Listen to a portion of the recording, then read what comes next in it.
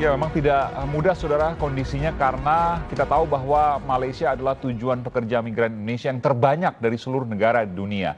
Dan saat ini, informasi yang saya dapatkan adalah tingkat penularan aktif di Malaysia lebih tinggi dari India jika dihitung per 1 juta penduduk misalnya. Pak Hermono, Dubes Indonesia di Malaysia. Pak Hermono, sebelum saya lanjutkan tadi soal bagaimana kemudian bantuan diberikan kepada mereka yang masih bertahan di sana. Satu hari, Pak, saya ingin tanya, satu hari kedatangan pekerja migran Indonesia dari Malaysia ke Indonesia, itu berapa banyak, Pak? Per hari kalau kita lihat maskapai dan kapal laut yang beroperasi saat ini itu angka 1.000 per hari. 1.000 per hari? 1.000 hari itu yang dari Semenanjung, ya, artinya yang dari Malaysia Barat. Oke. Kan ada juga yang dari Malaysia Timur, yang dari Pulau Kalimantan. Itu juga, ya, Pulau Kalimantan itu kan ada juga, ya. Nah, itu belum terhitung, Pak? Ya, itu belum dihitung. Padahal itu banyak kan perkebunan sawit dan lain sebagainya juga banyak sekali di sana. Banyak juga. Ini kan kita persoalannya yang kita hadapi itu keterbatasan alat angkut, ya, karena pesawat ini kan hanya melayani sekarang ini yang Medan, Jakarta, dan Surabaya. Ya, kapal laut hanya Batam saja. Ini juga kita harapkan ada titik-titik masuk yang dibuka lagi, tidak hanya 4 dari destinasi itu saja yang bisa dibuka. Ya, ini seperti buah si malakama, karena ketika kemudian kita menjemput, banyak sekali kemudian masuk, tentu ini memunculkan sebuah pertanyaan bagaimana memastikan bahwa mereka tidak menularkan dengan yang lain. Apakah harus karantina semua? Tentu 1.000 orang setiap hari bukan hal yang mudah untuk kemudian mengkarantina, mencari tempat dan sebagainya, itu hal yang sulit.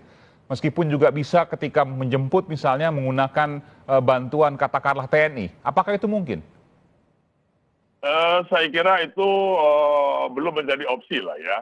Sepanjang ada relaksasi dari imigrasi Malaysia untuk pulang dan adanya alat transport yang lebih banyak, itu masih bisa sebetulnya. Kalau opsi untuk direpatriasi, dijemput pakai pesawat ini, saya kira itu very last resort lah, ya. Karena sebetulnya mereka masih bisa pulang asal dan ada relaksasi. Angkanya banyak sekali, tinggi betul angkanya.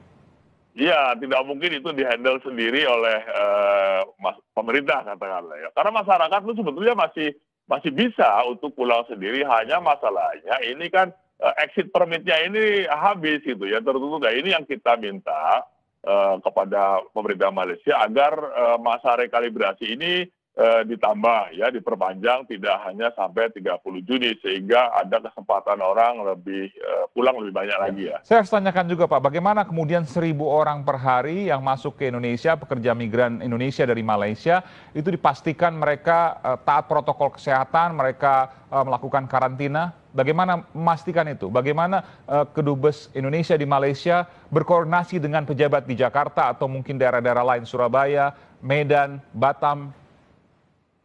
Yang sekarang ini ditemukan ada beberapa kasus di mana yang sudah di sini bawa surat positif tapi di sini negatif tapi di sana positif, itu yang paling banyak adalah yang masuk dari Johor ke Batam, ya. Kalau yang lewat pesawat itu relatif kecil lah, ya, case-nya. Tapi yang ini, nah, yang kita lakukan adalah melakukan himbauan kepada mereka jangan sekali-kali menggunakan hasil tes palsu. Kemudian kita juga sudah meminta konsul jenderal kita di Johor Bahru untuk setiap hari, di tiap hari pemberangkatan itu ada petugas konsulat jenderal yang di sana untuk membantu memastikan bahwa bukti tes itu ya adalah yang asli. Dan kita juga sudah minta agar ada barcode-nya, ya, sehingga kita bisa cek apakah barcode itu sesuai dengan pemegangnya. Oke, Mas Wahyu? Ya. Bagaimana kemudian untuk memastikan mereka bisa selamat dan yang di Indonesia juga selamat? Ya, saya kira kita harus belajar pada penanganan tahun lalu, ya. Tahun lalu ada pemulangan sekitar 186.000 dan saya kira dengan penapisan yang berlapis itu tidak ada pembentukan klaster untuk pekerja migran sampai kampung halaman. Karena penapisannya atau filtering, penyaringan. Ya, penyaringannya itu bertahap dan saya kira di gerbang pertama juga sudah diperiksa. Kalau yang positif itu masuk karantina, kalau yang pulang itu tetap pulang, tetapi di kampung halaman itu juga tetap menjalani isolasi mandiri seperti itu. Dan Jadi informasi yang Anda sebenarnya dapatkan pasti dilakukan itu, satu persatu, tidak mungkin ada yang lolos, tidak mungkin ada yang nakal? saya kira kalau berdasarkan laporan ya, waktu itu pada 5 bandara itu mayoritas memang proses itu dijalankan dan sampai pantauan dari gugus tugas pun tidak ada pembentukan klaster di kampung halaman. Itu yang terjadi pada tahun lalu, tetapi kan mungkin tahun ini dengan banyaknya varian-varian baru seperti itu. Dan angka yang tinggi di Malaysia tentu berbeda dengan tahun lalu. Angkanya berbeda. Ya, mungkin harus penuh dengan kewaspadaan dan tentu juga dengan integritas yang dilakukan oleh para petugas kita di perbatasan. Karena kita tahu misalnya ada dulu beberapa bulan yang lalu ada kasus suap sampai bisa meloloskan orang positif seperti itu. Nah, saya kira ini tidak hanya ya dibebankan pada teman pekerja migran kita yang harus sehat, tetapi juga pada integritas dari petugas-petugas kita yang ada di pintu kedatangan Republik Indonesia ini. Iya, Pak Dubes, Pak Hermono, mungkinkah kemudian ketika bantuan dilakukan seperti pada tahun lalu, awal COVID dan dilakukan lockdown di Malaysia, pemerintah Indonesia memberikan bantuan logistik, bansos, dan kehidupan buat mereka selama beberapa pekan? Ya, itu sudah kita antisipasi ya, kita sudah siapkan dan besok pagi kita juga akan koordinasi lagi dengan Kementerian Luar Negeri untuk penyiapan anggaran ya, bila mana diperlukan bantuan logistik. Namun perkiraan kita, kalau tahun lalu KBRI Kuala Lumpur saja mendistribusikan 237.000 paket sembako, tahun ini karena tidak seketat tahun lalu lockdown-nya, maka kita perkirakan jumlahnya separuh atau 50% dari yang kita bagikan pada tahun lalu.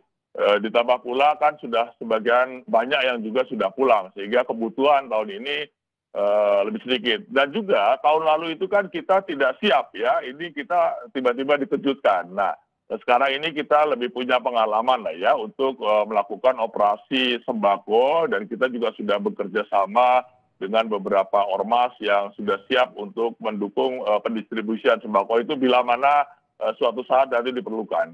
Oke, jadi kepulangan kurang lebih 800 sampai 1.000 orang per hari, lalu kemudian sebulan artinya sekitar 30.000, betul ya Pak? Dan ya, sampai sekitar 25.000 kira-kira lah 25.000. Sampai akhir tahun nanti bisa muncul 100.000 Pak, sampai Desember.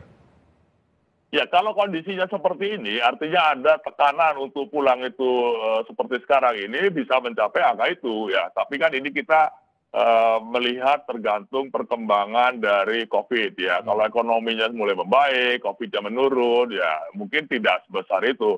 Cuma worst case scenario-nya saya kira akan di angka itu. Akan di angka puluhan ribu sampai akhir tahun nanti. Ya, sampai akhir tahun. Sekitar 50.000 betul Pak ya? Ya minimal bisa segitu ya, kalau kondisinya seperti yang terjadi dalam 2 minggu terakhir. Minimal, oke, baik. Ya. Baik. Pak Wahyu, apa yang bisa disampaikan ke pemerintah soal ini terkait dengan resep yang mungkin tidak mudah, tapi bisa dilakukan secara optimal? Ya, saya kira tidak ada jalan tunggal ya. Kita bisa pakai berbagai opsi ya. Saya kira opsi kedaruratan seperti yang tadi disampaikan oleh Pak Hermono, baik dengan bantuan logistik maupun juga bagaimana memperlancar kepulangan mereka dengan memperbanyak moda angkutan seperti itu, tentu dengan protokol kesehatan. Tapi juga jalan diplomasi tetap juga harus dilakukan ya, misalnya dengan mendesak adanya relaksasi keimigrasian agar teman-teman ini punya keleluasaan ya, masih punya keleluasaan, kemudian juga menggunakan forum-forum misalnya forum ASEAN, karena ASEAN sebenarnya juga punya agenda tentang COVID Ya. dan saya kira ini harus maksimalkan. Dan yang Ya. penting lagi, saya kira juga dorongan adanya hak atas vaksin untuk teman-teman pekerja migran kita di Malaysia. Oh iya, singkat saja Pak, sudah sebagian besar divaksin Pak Hermono? Para Belum pekerja ada yang migran? divaksin. Bagaimana Pak? Saya aja belum. Belum ada? Saya aja belum. Oke, baik. Yang pekerja migran belum ada. Baik, ini bukan pekerjaan yang mudah. Kalau angka tinggi di negara lain tentu hal yang berbeda, tapi angka tinggi di Malaysia karena pekerja migran Indonesia yang terbanyak adalah di Malaysia. Ini tugas berat Pak, bukan tugas yang ringan. Mudah-mudahan ada pendampingan juga nanti dari pusat yang kemudian bisa memperingan pekerja di Malaysia, dan mudah-mudahan terdapat win-win solution, terdapat solusi yang selamat bagi kedua belah pihak. Terima kasih. Amin. Pak Dubes Indonesia di Malaysia, Pak Hermono. Terima kasih juga untuk Migrant Care, Mas Wahyu. Terima kasih. Salam sehat selalu. Terima kasih Mas Aiman. Sehat.